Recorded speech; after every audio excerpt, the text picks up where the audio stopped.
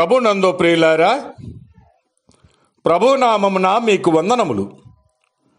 ఈరోజు దేవుని యొక్క వాక్య ధ్యానము ఇర్మియా గ్రంథము 51వ అధ్యాయం 46వ వచనము. ఏటేటా వదంతి పుట్టుచూ వచ్చును, దేశములో బలత్కారము జరుగుచున్నది, ఏలిక మీద ఏలిక లేచుచున్నాడు. దేశములో వినబడు వదంతికి భయపడకుడి, మీ హృదయములలో దిగులు పుట్టనీయకుడి. దేవుడి ఈ మాటలు దీవించి ఆశీర్వదించునుగాక. గమనించండి ప్రియులారా, మీ హృదయములను కలవరపడనీయకుడి. దేవుని యందు విశ్వాసముంచుచున్నారు, నా యందును విశ్వాసముంచుడని ప్రభు శిష్యులతో చెప్పెను. నేను ఇకను మీ మధ్య ఉండను, నేను మిమ్మల్ని విడిచి వెళ్ళబోచున్నానని చెప్పినప్పుడు శిష్యుల యొక్క హృదయములు కలవరపడాను. మీ హృదయమును కలవరపడనీయకుడి, నేను వెళ్ళి ఆదరణకర్తను మీ యొద్దకు పంపెదనని ప్రభు సెలవిస్తూ ఉన్నాడు. అయితే దేవుని యందు పూర్ణ విశ్వాసము లేని వారు కలవరపడెదరు, వారు దిగులు పడెదరు, చింతపడెదరు. కానీ దేవుని వాక్యము భయపడకుడి, దిగులు పడకుడి, ధైర్యము తెచ్చుకున్నాడని హెచ్చరిస్తూ ఉన్నది.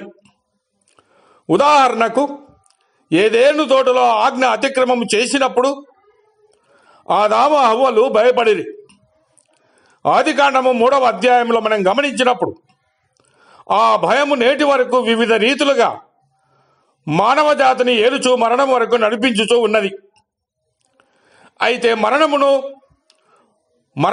జయించి ప్రభు మన భయములన్నిటి నుండి మనలను విడిపించుచున్నాడు. భయపడకుము, నేను నీ దేవుడినై ఉన్నాను. దిగులు పడకము, నేను నిన్ను బలపరుచును. నీకు సహాయము చేయువాడను నేనే.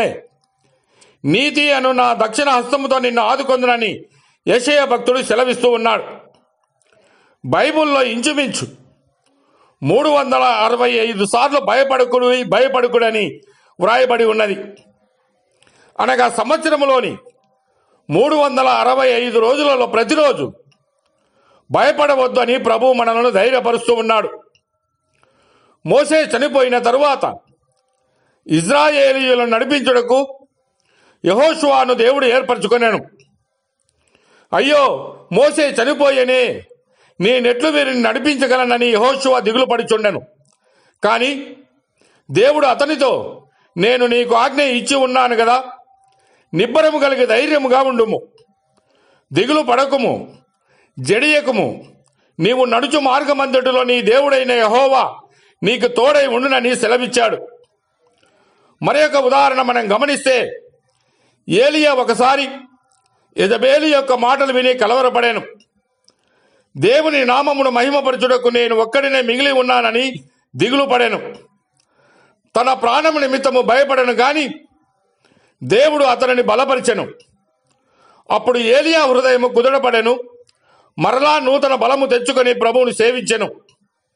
గమనించండి ప్రియులారా, మనలో అనేకులము కష్టాలలోనూ దుఃఖములలోనూ దిగులు పడుతూ ఉంటాము. కానీ మీ హృదయములను కలవరపడనీయకుడి. లోకంలో మీకు శ్రమ కలుగును, అయినను ధైర్యము తెచ్చుకొనుడి, నేను లోకమును జయించి ఉన్నానని ప్రభు సెలవిస్తూ ఉన్నాడు. ఎందుకనగా మీలో ఎవడు చింతించడం వలన తన ఎత్తు మూరుడు ఎక్కువ చేసుకొనగలడు. కనుక ప్రియులారా, ఆయన మిమ్మల్ని గురించి చింతించు ఉన్నాడు గనుక మీ చింత యావత్తు ఆయన మీద వేయుడి. దేవుడు మిమ్మల్ని దీవించి ఆశీర్వదించునుగాక.